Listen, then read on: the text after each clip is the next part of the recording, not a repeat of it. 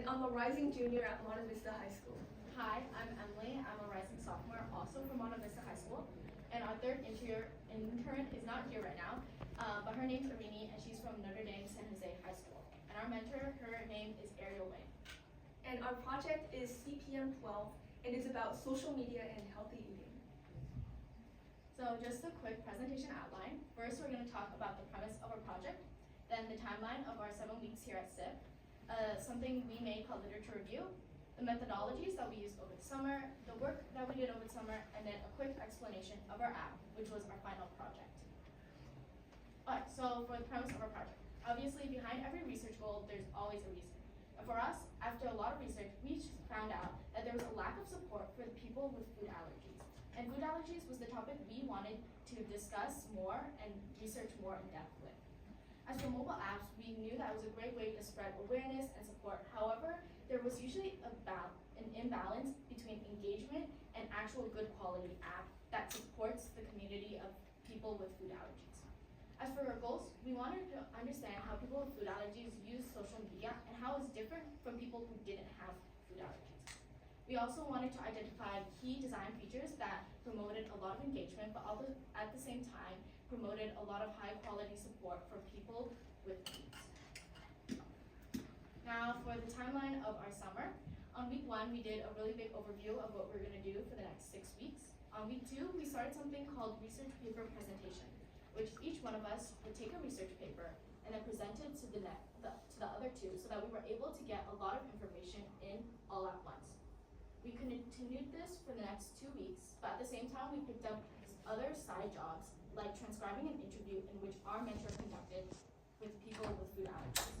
We would then take these responses from the interview and sort them into an organized way so that we could later analyze and discuss it. On week 5, we did a lot of project planning for our final project, which obviously was the app. And on week 6, we finalized it, made sure all the designs were good, and then we also started on this very presentation. Now, literature review. So obviously, once again, we read a lot of research papers at our time here at SIP, and we wanted to keep it organized as there was a lot of information coming in. So we created a slide deck, which we called literature review, and each slide just basically contained 5 to 6 key points that we really wanted to take away from one research paper. We also included graphs and diagrams, just so that we were able to also visualize it. And then later we'll take all of this data that we concise down and we'll analyze and discuss it to really help make conclusions that eventually helped make our overall project goal. Now for the methodologies that we used over the summer. We used reflexive thematic analysis, which was looking at data that was repeated over and over again, so that we ended up forming common themes that we noticed amongst people with food allergies. We would then take these themes and form conclusions that helped, once again, with our end goal of our project.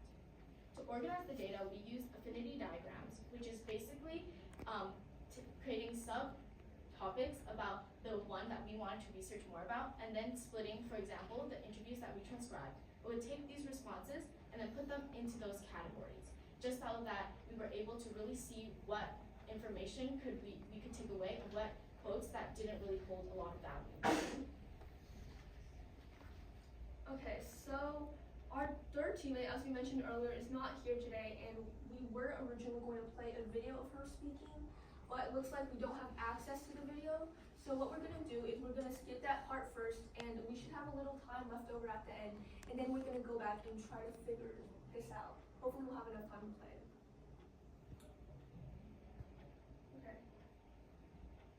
Okay, now moving on to our app, PeerPlate. So this is just some context of what Arini, our partner, would have talked about, but we created a food allergy friendly app for people with food allergies. So on the left here is our login screen. It has our logo, mission statement, and a login button. And once you press the login button, that's going to take us to our setup page, where users can select an avatar and they can create a username. This username is what's going to show up when our users decide to leave or write reviews. Now this is a screenshot, so unfortunately we can't show the button animations, but in the place of the done button is actually a click here to select your allergies button. And once you click that, that is going to make the drop-down menu appear. And on the drop-down menu, we have 7 of the most common food allergies. And at the bottom, we have an 8th box for users to write in their own dietary restrictions. And users can select as many food allergies as they require. And when users are done, they can press the done button and they'll move on to our map. So this is a pretty standard map. It kind of looks like Google Maps. So our users should all be familiar on how to use it. And obviously this is where they are going to locate and find restaurants they want to eat at. And the next page is once users have selected a restaurant, they can either click on the white box of the restaurant to place a reservation, or they can press see reviews to see reviews. Oh no.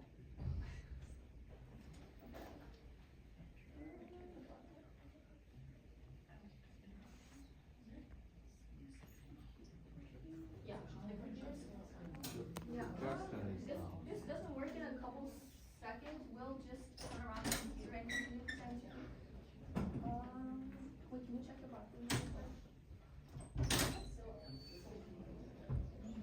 Wow, this is really good luck.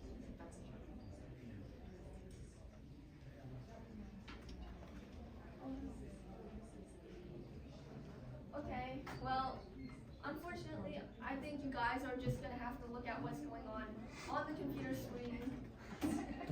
Would it be, should we put it on the table? Would that be easier for you guys to see? You can take off the charger.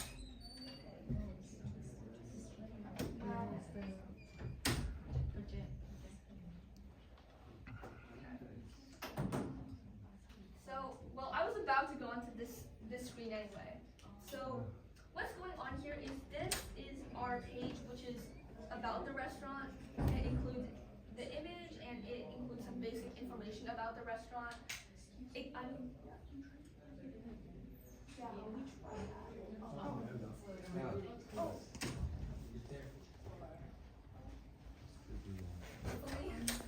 Oh, awesome! Yay!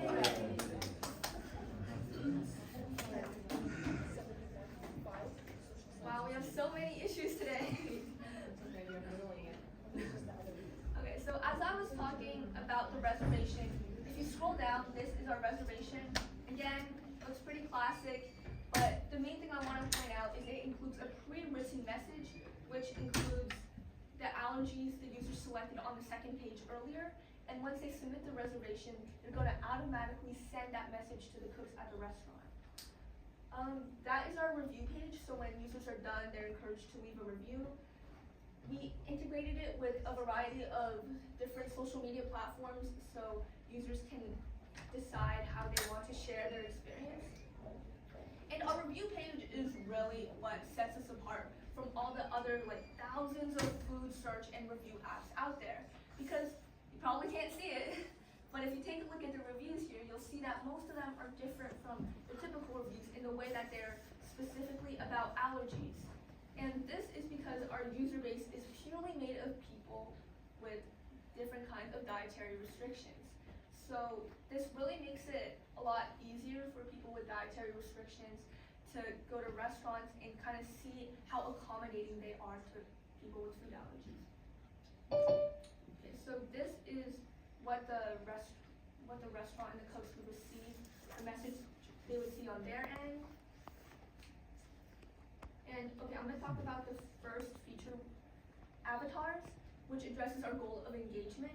So we have 8 different avatars which users can choose from that correlate to 8 of the most common allergies. And by allowing users to choose their own profile or avatar, this increases the engagement and makes them feel more connected to the app. Moving on to the second feature, which is finding restaurants and our social media integration with reviews. This correlates with our second goal of navigating and exploring food. So our interactive map allows users to find restaurants easily, and our review integration with different social media platforms allows people to share their experience in any way they want. Moving on to our third feature, which is leaving reviews and being able to place a reservation. This addresses our third goal of communication.